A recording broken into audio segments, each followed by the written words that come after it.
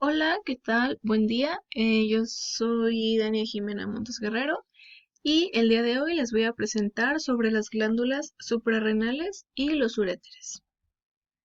Bueno, antes que nada, saber sobre los riñones. Estos se sitúan en la pared posterior del abdomen a nivel de las vértebras T12 a L3. Cada riñón tiene caras anterior y posterior, bordes medial y lateral y polos superior e inferior. Como lo podemos ver aquí en la imagen, polo superior está en este lado, la cara anterior pues es esta, el borde lateral del lado de acá. Esto que vemos aquí en color amarillo es la glándula suprarrenal.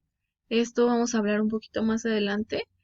El borde medial del riñón está de este lado, el hilo del riñón también de este lado.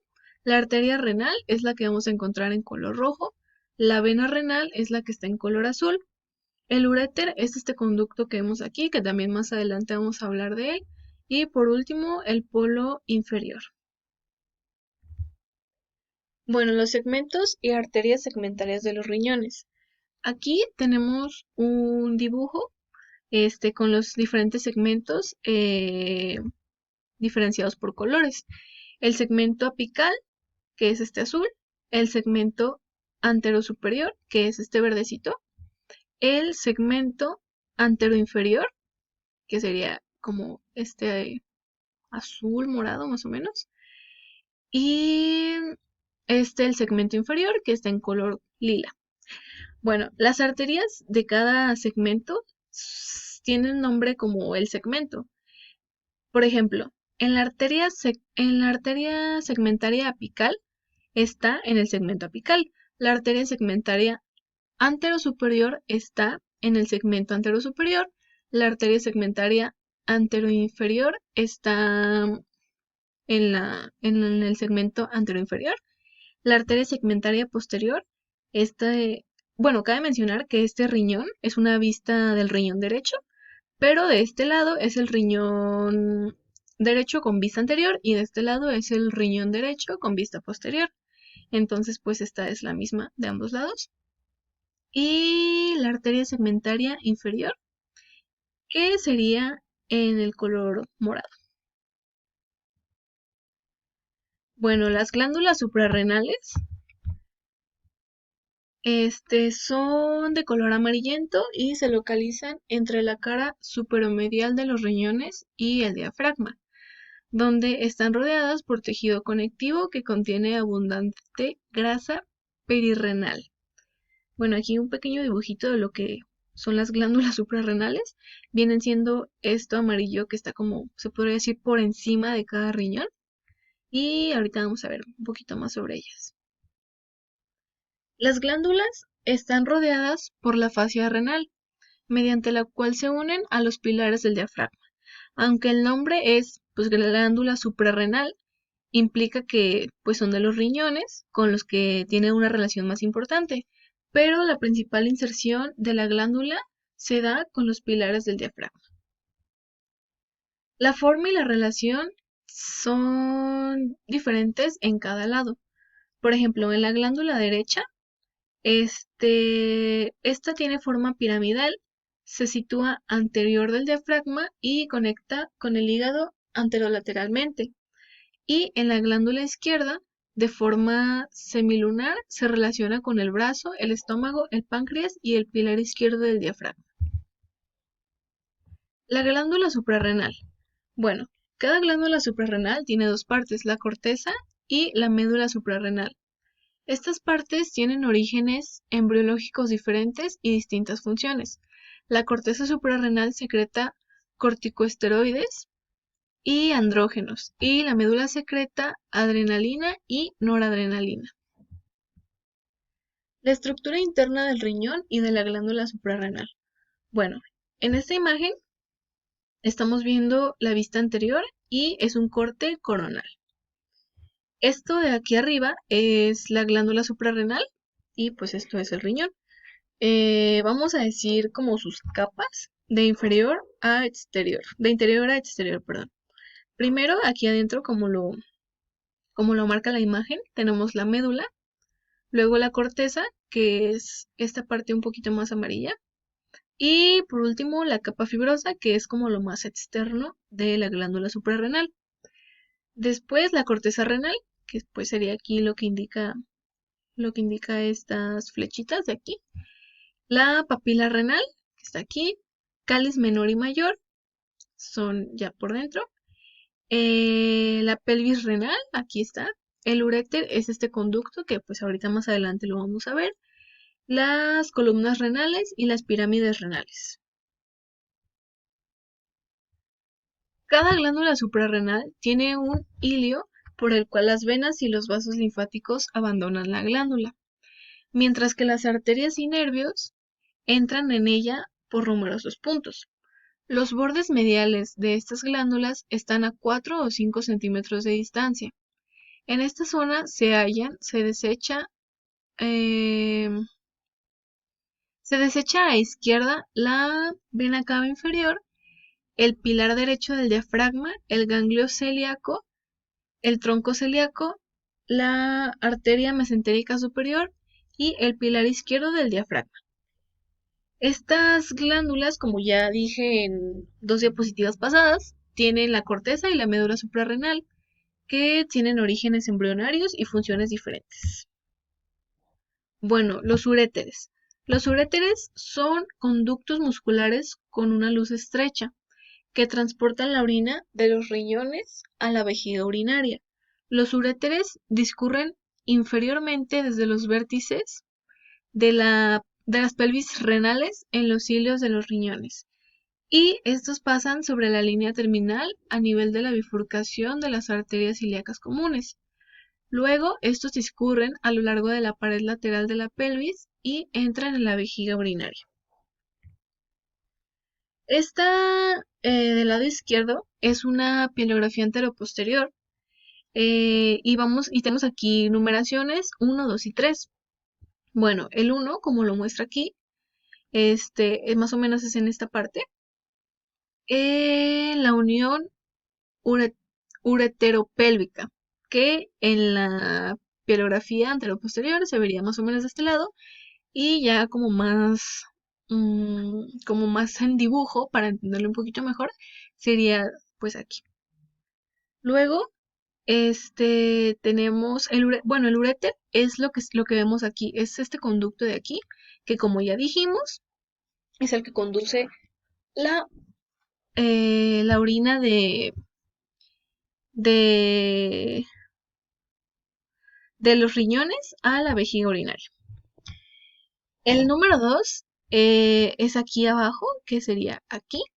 Este es al cruzar la arteria ilíaca externa o la línea terminal de la pelvis. Y el número 3 es cuando el uréter atraviesa la pared de la vejiga urinaria, que sería de este lado, y en dibujo sería aquí. Bueno, los vasos y nervios de los riñones, uréteres y glándulas suprarrenales. Las arterias renales se originan a nivel del disco intervertebral entre las vértebras L1 y L2. La arteria renal derecha es más larga y pasa posterior a la vena cava inferior. Cada arteria se divide cerca del hilio en 5 arterias segmentarias, que son arterias terminales, es decir, que no se anastomosan significativamente con otras arterias segmentarias, de forma que el área irrigada por cada arteria segmentaria constituye una unidad independiente. Y después tenemos que las arterias segmentarias se distribuyen hacia los segmentos del riñón de la forma siguiente. Primero tenemos el segmento superior, que es el apical. Este está irrigado por la arteria segmentaria superior, y los segmentos anterosuperior y anteroinferior están irrigados por las arterias segmentarias anterosuperior y anteroinferior, y el segmento inferior está irrigado por la arteria segmentaria inferior. Estas arterias se originan en la rama anterior de la arteria renal. Después, la arteria segmentaria posterior, esta se origina en una prolongación de la rama posterior de la arteria renal e irriga el segmento posterior del riñón. La irrigación arterial y drenaje venoso de los uréteres.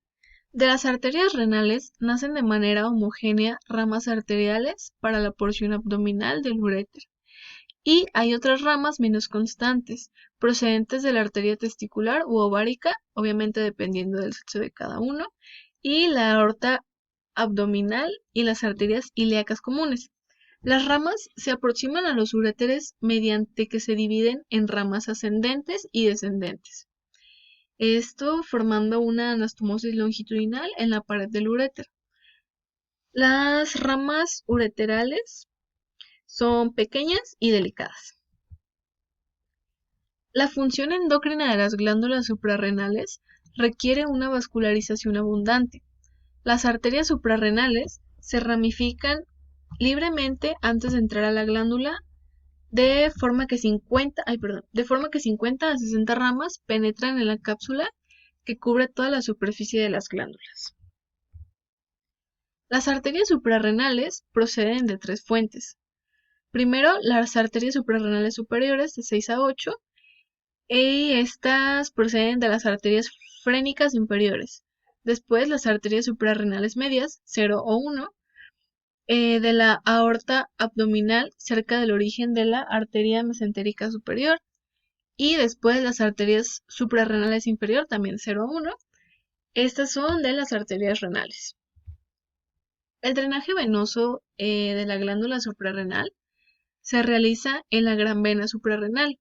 La vena suprarrenal derecha es corta y drena a la vena cava inferior, mientras que la vena suprarrenal izquierda es un poco más larga y a menudo se une a la vena frénica inferior y desemboca en la vena renal izquierda. Linfáticos de los riñones, los uréteres y las glándulas suprarrenales. Bueno, los vasos linfáticos renales acompañan a las venas renales y drenan en los nódulos linfáticos lumbares, derecho e izquierdo, de la cava y de la aorta. Los vasos linfáticos de la porción superior del uréter pueden unirse a los del riñón o pasar directamente a los nódulos lumbares. Los vasos linfáticos de la porción medial del uréter drenan generalmente en los nódulos linfáticos ilíacos comunes, mientras que los vasos de su porción inferior drenan en los nódulos linfáticos ilíacos comunes externos o internos. Bueno, aquí tenemos esta imagen. Son los linfáticos de los riñones y las glándulas suprarrenales. Estas flechitas azules indican la dirección del flujo linfático hacia los nódulos linfáticos. Los nódulos linfáticos los tenemos también por colores. Los lumbares, que son los aórticos y renales, son los que están en color azul. Los celíacos son los que están en color morado en la parte de aquí arriba. Los hepáticos en color naranja, estos chiquitos de aquí. Los ilíacos comunes son los de color amarillo de aquí.